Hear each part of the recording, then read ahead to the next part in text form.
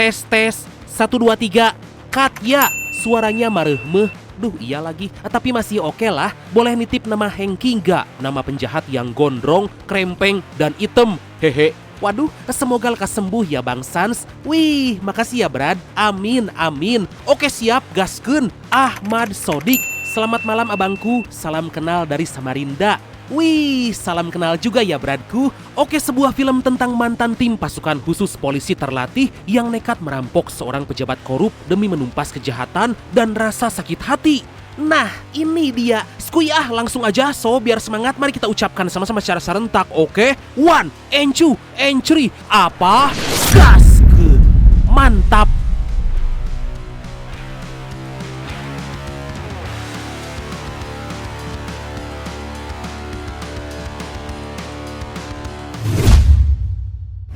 Must ensure the existence of our people. Film dibuka dengan aksi para polisi mencoba membebaskan Sandra dari tawanan para perampok. Pimpinan polisi bernama Bruce tampak cemas karena timnya masih menunggu dan belum bisa melawan. Bruce bicara dengan bawahannya, yaitu Kapten Mason, karena entah kenapa wali kota malah meminta mereka agar mundur. Mason pun memohon agar Bruce tetap memberikan izin pada tim khusus di bawah komando Mason karena jika lama dibiarkan takut terjadi hal buruk pada para Sandra.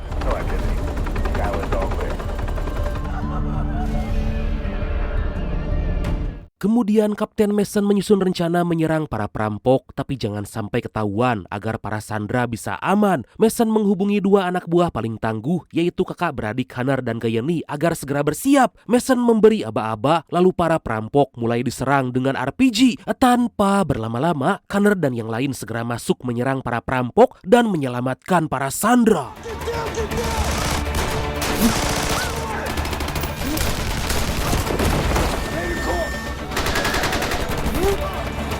Terjadi aksi baku tembak di antara mereka, tapi Connor dan tim terdesak karena para perampok mengancam akan menghabisi seorang Sandra. Suasana pun menjadi sangat menegangkan. Kemudian Connor melihat perampok itu gak sengaja menginjak bom ranjau dan tiba-tiba...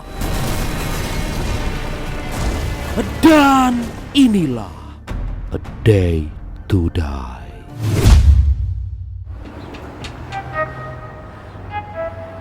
18 bulan kemudian terlihat Connor lagi menjemput mantan narapidana yang dalam masa pembebasan bersyarat, tapi saat akan menghampiri Connor, dia dicegat oleh anak buah mafia, membuatnya kabur hingga aksi kejar-kejaran pun terjadi.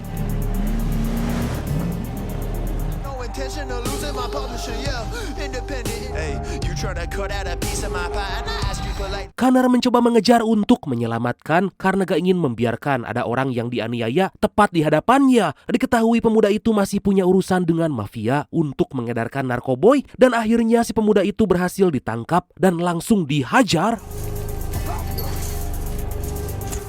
Gak lama Connor tiba dan langsung menghajar anak buah mafia itu karena main hakim sendiri. Dengan kemampuan yang dimiliki, Connor melepaskan beberapa pukulan membuat anak buah mafia itu tersungkur. Connor akan kembali melawan, tapi orang itu malah mengambil senjata dan kemudian...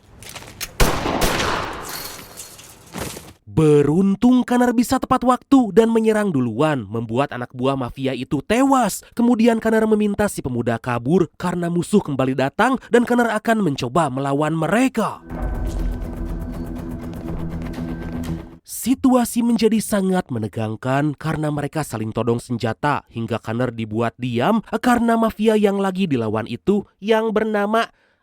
kita panggil aja dia Hengki lah ya. Requestan dari embrad kita yang ini ternyata merupakan mafia yang paling berkuasa. Sebagai polisi, Connor gak bisa berbuat apa-apa dan memilih menyerahkan diri daripada dihabisi oleh Hengki. Meskipun Connor udah terdesak, tapi Hengki sama sekali gak akan membunuhnya karena punya rencana lain. Setelah kejadian itu, Connor dipanggil pimpinan polisi karena telah menghabisi anak buah si mafia. Semua polisi tahu jika Hengki punya backingan pejabat, membuatnya gak bisa dengan mudah dihukum. Connor pun melakukan pembelaan karena melakukan itu demi menyelamatkan orang lain, tapi pimpinan tetap menyayangkan hal itu dan untuk sementara waktu Connor dinonaktifkan dari kepolisian. Wah, bisa gitu ya? Sementara itu Hengki kini akan menemui wali kota, tapi dia bertemu anak-anak lalu memberi uang jajan. Hengki berusaha menutupi citra kejamnya dengan sering berbagi agar dianggap dermawan. Anak-anak senang dengan pemberian itu tanpa tahu jika semua harta Hengki dihasilkan dari penjualan narkoboy dan berbagai bisnis haram yang lain.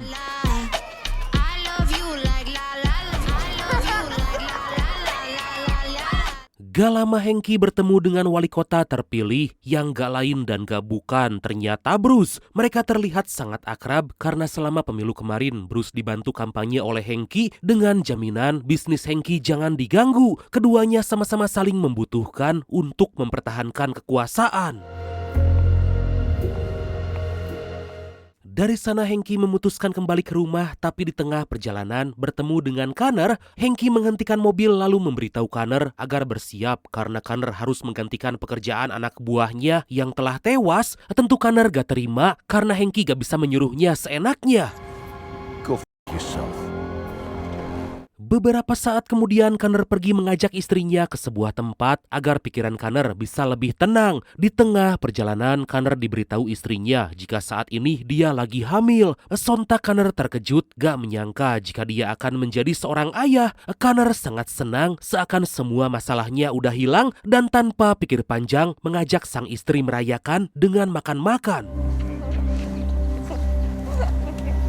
Di lain sisi Hengki menemui keluarga anak buahnya yang tewas untuk memberikan uang karena gak ada lagi yang memberi nafkah. Hengki sangat bersedih dengan kejadian itu dan akan bertanggung jawab agar keluarga anak buahnya yang ditinggalkan gak bersedih lagi. Dari sana Hengki mengajak anak buahnya untuk mencari Connor dan terlihat Connor bersiap pulang bersama istrinya. Saat Connor akan masuk ke mobil, tiba-tiba dari belakang anak buah Hengki mencekiknya dan kemudian Connor!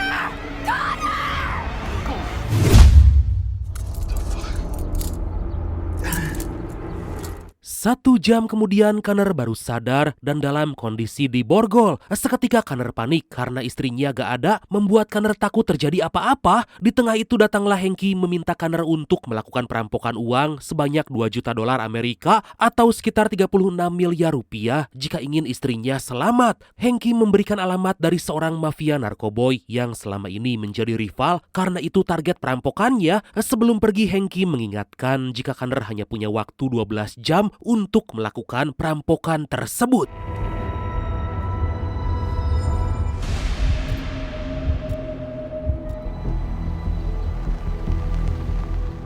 Connor terus memikirkan perintah dari Hengki karena merasa sangat dilema. Dikarenakan gak ada pilihan lain, Connor terpaksa akan melakukan perintah dari Hengki dan akan mencari teman untuk membantunya.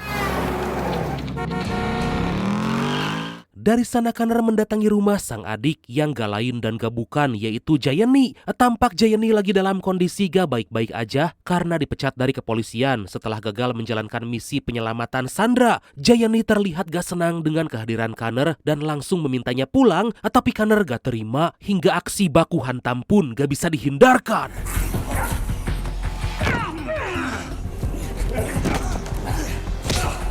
Mereka saling melepaskan pukulan, tapi pada akhirnya perkelahian pun dihentikan. Connor merasa udah jauh dengan sang adik, apalagi semenjak dipecat dari kepolisian. Connor pun mulai bercerita jika istrinya diculik oleh Hengki dan untuk menebusnya harus menyerahkan uang sebanyak 36 miliar rupiah. Connor membujuk Jayeni agar membantunya melakukan perampokan karena hanya dengan cara itu istri Connor bisa diselamatkan.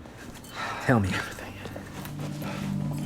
Sementara itu Bruce lagi menggelar konferensi pers karena di bawah kepemimpinannya banyak mafia narkoboy yang telah ditangkap. Tapi kapten polisi yang udah diberhentikan yaitu Mason berkata jika Bruce tebang pilih karena Hengki gak ditangkap. Seperti pejabat korup pada umumnya, Bruce berakting dengan mengatakan jika proses lagi dilakukan dan masyarakat diminta sabar menunggu. So you can print that. Di waktu yang sama, Connor memberitahu Jayeni jika satu-satunya tim yang bisa melakukan perampokan adalah tim di bawah pimpinan Kapten Mason. Di tengah itu Connor seperti mendapat jawaban karena Kapten Mason kebetulan mendatanginya. Connor menceritakan masalah yang dia hadapi saat ini dan tanpa pikir panjang, Mason bersedia membantu Connor.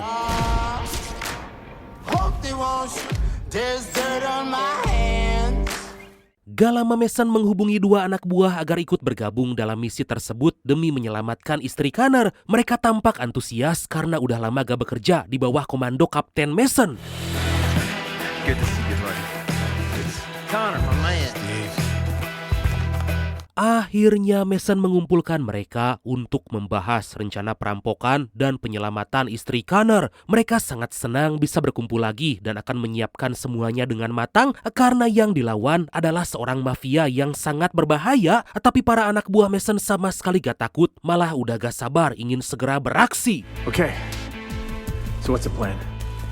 Kemudian Connor menjelaskan dengan detail misi yang harus mereka lakukan. Connor diberi kewenangan lebih oleh Mason untuk menjadi pemimpin tim. Sebelum beraksi, mereka menyiapkan dan memilih senjata yang nanti akan digunakan dalam aksi.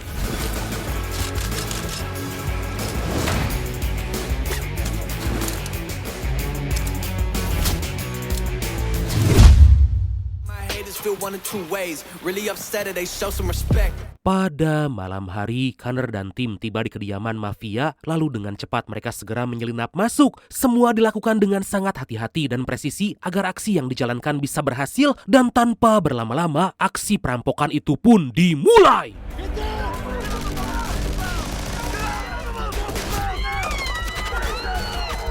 Connor dan tim menembak semua musuh yang ada dan setelah situasi terkendali, mereka segera mencari uang si mafia. Tanpa pikir panjang, mereka membobol dinding yang menyimpan semua uang hasil penjualan narkoboy. Gak hanya itu, narkoboy yang ditemukan juga dimusnahkan demi menghentikan pengedaran.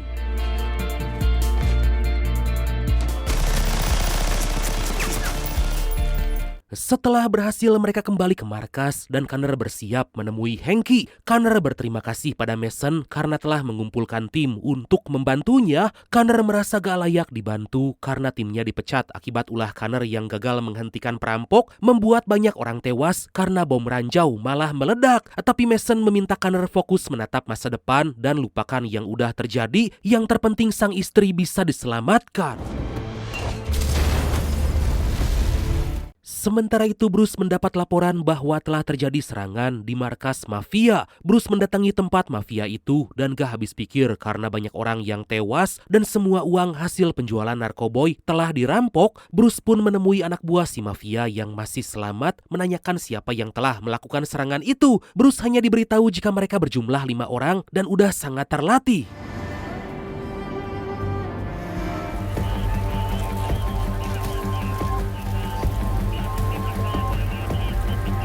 Di lain sisi, Hanky bersantai sambil nyebat menunggu kedatangan Connor membawakan uang yang dia minta. Hanky diberitahu jika istri Connor lagi hamil, lalu dengan cepat mematikan rokoknya. Meskipun sangat kejam, Hanky tetap menghormati. Yang terpenting Connor memenuhi tugasnya, karena jika tidak, maka akan ada hal buruk yang terjadi pada istrinya.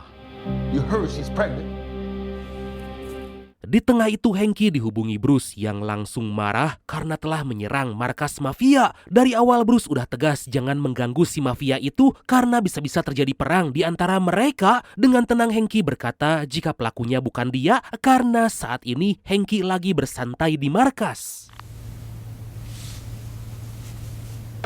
Di tempat lain, Connor dan tim membagi rata hasil perampokan lalu menghitung sisanya agar pas dengan yang Hanky minta. Tapi mereka baru sadar jika uang yang didapat ternyata kurang, membuat Connor cemas dan kebingungan. Mason mencoba menenangkan Connor dan semua tim rela gak mendapat bagian. Yang penting Connor bisa menyelamatkan istrinya.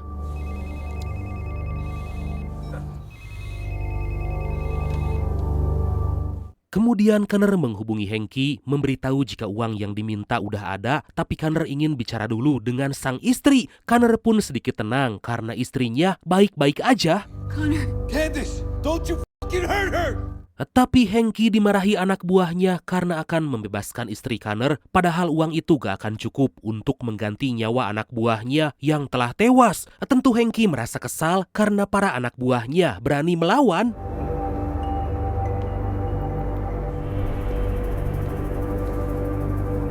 Gak lama Connor telah bersiap menemui Hanky dan berpamitan dengan semua anggota tim. Mason berkata jika Connor butuh bantuan jangan segan untuk menghubungi karena sampai kapanpun mereka adalah satu keluarga.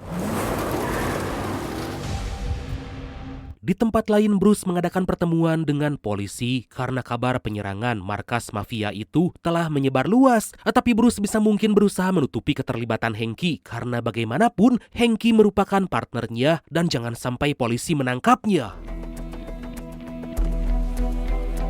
Sementara itu Hanky menunggu kedatangan Connor sambil menonton pertandingan sepak bola. Di tengah itu perut Hanky mules dan buru-buru pergi ke toilet meninggalkan istri Connor sendirian. Hanky sama sekali gak khawatir karena istri Connor gak mungkin nekat kabur.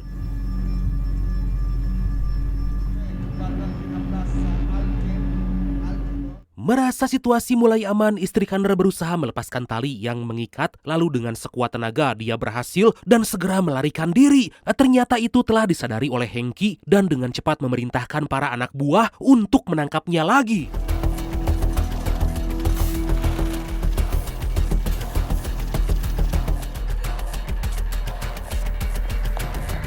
Di lain sisi, Connor ditemani Gianni akan menyerahkan uang pada Hanky dan menyelamatkan istrinya. Sepanjang perjalanan, Gianni terlihat cemas seperti lagi menyembunyikan sesuatu, tapi Connor sama sekali gak sadar karena senang bisa akrab lagi dengan Gianni setelah lama gak bertemu.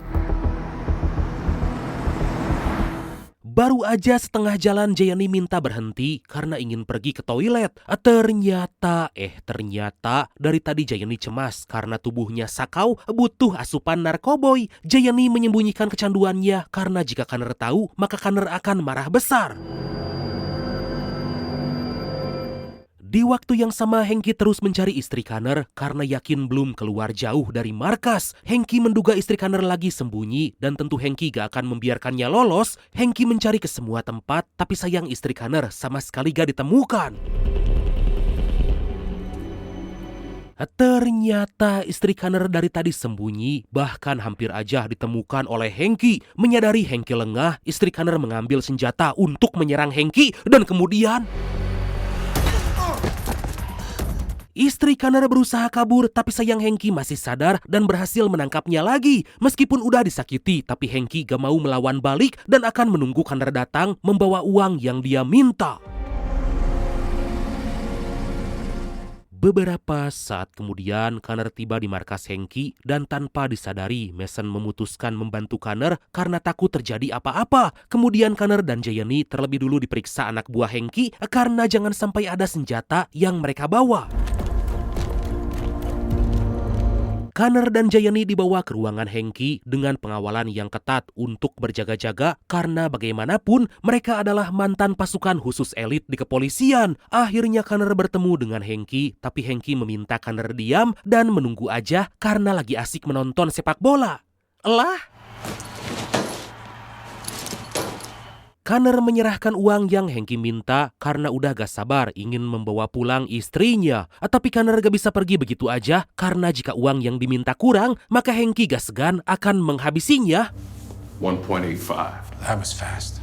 Gak lama anak buah Hanky datang memberitahu jika uang yang Connor bawa ternyata masih kurang. Sontak Connor gak habis pikir karena jangankan kurang, uang itu justru udah dilebihkan. Connor meyakinkan agar Hanky menghitung ulang karena udah melakukan pekerjaan sesuai dengan apa yang diminta. Atas hal itu, Hanky memilih percaya dan mengajak Connor menemui istrinya. Connor.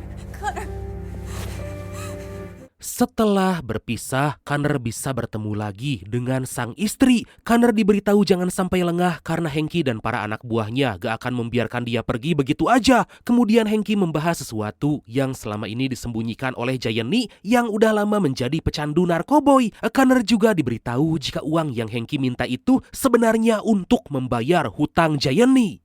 Oh gitu. I got 1, 2, 3 bullets. Connor merasa sangat kecewa karena apa yang dilakukan Gianni telah membahayakan istrinya. Gianni pun minta maaf karena sejak dipecat dari kepolisian hidupnya hancur dan mencari pelarian dengan mengkonsumsi narkoboy. Terjadi cekcok di antara mereka membuat situasi menjadi sangat menegangkan saat Hanky tahu fakta sebenarnya jika operasi yang dilakukan Connor dan Gianni dulu telah menewaskan orang yang berjasa dalam hidup Hanky. Hengki menodongkan senjata pada Connor, tapi Gianni merelakan diri agar dia aja yang ditembak. Lagi pula hidupnya udah hancur akibat kecanduan narkoboy. Tapi Gianni gak jadi dihabisi oleh Hengki karena dengan sendirinya mereka akan dihabisi oleh mafia yang telah mereka rampok. Use your head. Keputusan itu membuat anak buah Hengki kesal karena Hengki gak memanfaatkan kesempatan untuk menghabisi Connor dan Gianni. Terjadi cekcok di antara mereka, membuat Connor dan Gianni memanfaatkannya dan melihat celah untuk menyerang hingga aksi baku hantam pun gak bisa dihindarkan. Connor dan Gianni terus menembaki anak buah Hengki, lalu mereka buru-buru melarikan diri. Tentu Hengki gak diam begitu aja, mencoba balik menyerang, tapi sayang usahanya gagal karena gak ada satupun peluru yang tepat mengenai mereka.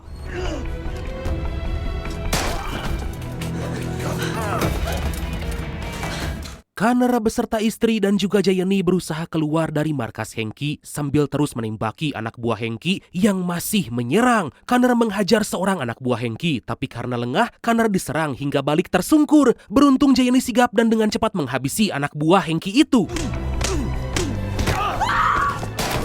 Mereka segera bersiap akan pergi, tapi Gianni melihat ada orang yang datang. Gianni meminta Connor dan istrinya untuk bersiap karena pertarungan akan kembali terjadi. Saat pintu dibuka, mereka langsung bersiap menembak, tapi ternyata Connor gak mengira karena Mason datang membantu. Dikarenakan Connor harus fokus melindungi sang istri, Mason balik memimpin tim agar bisa keluar dari markas Hengki dengan selamat. Move.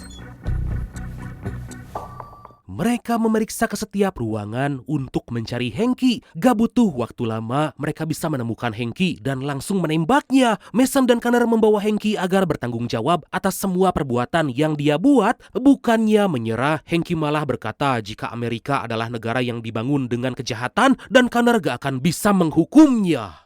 Wah, gila ya. Why am I a hypocrite? Hengki juga membuka bobrok bahwa banyak politisi yang bekerja sama dengan penjahat demi kekuasaan. Hengki sama sekali gak merasa bersalah karena kejahatan yang selama ini dia lakukan selalu mendapat perlindungan dari Bruce sebagai wali kota. Sontak Connor dan Mason kaget karena gak menyangka bahwa Bruce korup dan malah bekerja sama dengan para mafia. I don't leave loose ends. Kemudian Hengki mengajak Connor dan Mason untuk merampok Bruce karena selama ini Bruce adalah orang yang paling jahat. Tentu Connor menolak dan gak habis pikir bisa-bisanya Hengki mengajaknya melakukan itu karena masih belum percaya bahwa Bruce adalah pejabat korup. Maybe it's time we steal from him. Hengki terus meyakinkan mereka bahwa Bruce memang menerima dan menyimpan setoran yang Hengki berikan. Hengki mengingatkan jika mereka harus gerak cepat karena gak lama lagi Bruce akan memindahkan semua uangnya. Follow me. Mendengar penjelasan Hengki, akhirnya Connor serta tim percaya dan akan beraksi merampok uang Bruce. Tanpa berlama-lama, mereka segera bersiap membawa berbagai amunisi karena misi merampok pejabat korup ini harus berhasil.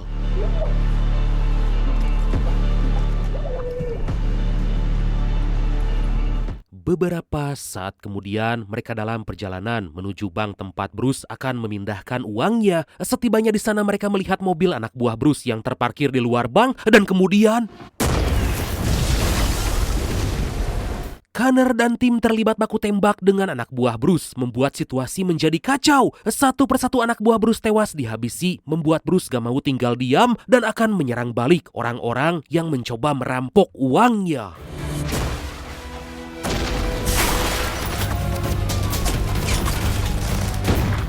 Tanpa disadari, ternyata Bruce telah menyiapkan sniper, membuat seorang dari mereka tewas dihabisi. Connor dan yang lain terus menyerang, tapi sayangnya situasi malah berbalik dan kini mereka terkepung. Meskipun kalah jumlah, mereka gak menghentikan serangan hingga satu persatu musuh tewas dihabisi.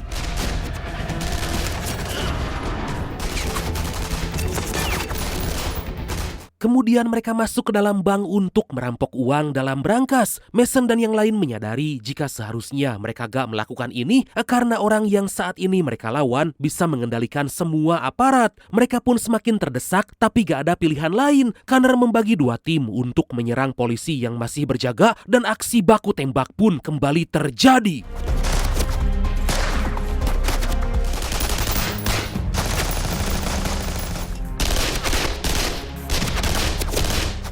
Serangan yang terus dilakukan membuat amunisi mereka semakin menipis, tapi di luar masih banyak polisi. Sebisa mungkin mereka harus menggunakan peluru dengan tepat agar bisa keluar dengan aman. Seketika Jayani melihat tanda laser di kepala Connor, membuatnya langsung berlari ke arah Connor dan kemudian Connor mencoba menyelamatkan Jayani, tapi sayang peluru tersebut menembus tubuh, membuat Jayani tewas di tempat. Kini yang tersisa hanya Connor, Mason, dan Hanky. Tampak mereka kebingungan, merasa gak ada lagi jalan keluar. Mason dan Hanky tampak pasrah dan bingung harus melawan dengan apa karena semua amunisi udah habis. Tanpa disadari, seorang anak buah Mason datang menghabisi polisi yang ada. Kejadian tersebut membuat Bruce gak tinggal diam, tapi anak buah Mason gak bisa dihentikan hingga berhasil masuk ke dalam bank. Mereka pun mendapat amunisi tambahan dan harus segera bersiap karena sebentar lagi akan kabur. Mason sempat ragu untuk pergi, tapi akhirnya mereka semua pergi sambil membawa uang hasil perampokan.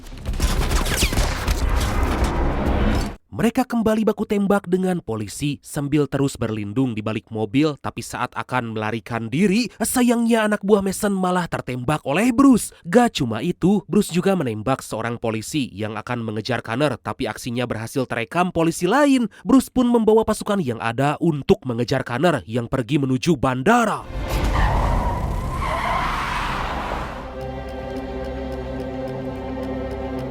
Setibanya di sana, Connor dan Hanky disuruh Mason pergi menuju pesawat membawa uang hasil perampokan karena istri Connor udah menunggu. Mason akan menahan Bruce dan gak akan membiarkannya lepas agar bertanggung jawab atas korupsi yang dia lakukan.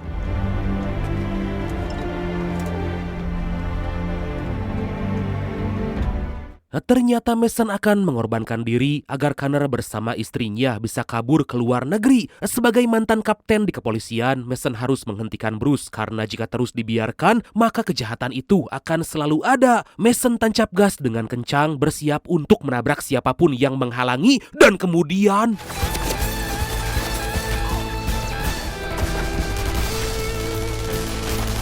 di saat yang sama, Connor dan Hanky tiba di pesawat bersiap untuk melarikan diri. Connor langsung memeluk erat istrinya karena sebentar lagi mereka akan hidup aman dan menikmati uang hasil perampokan. Connor gak akan melupakan jasa besar dari Kapten Mason yang rela mengorbankan dirinya.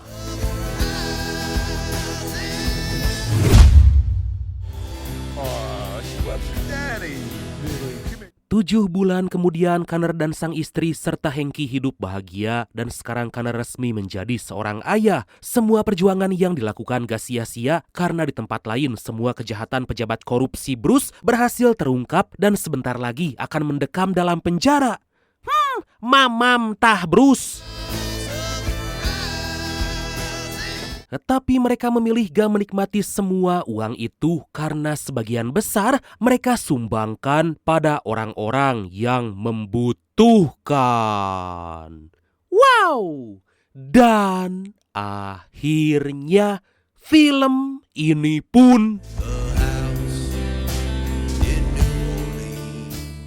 tamat. Wah, keren banget ya. Memuaskan banget kalau koruptornya bisa mendapat balasan kayak gitu. Waduh, coba kalau di sini begitu ya.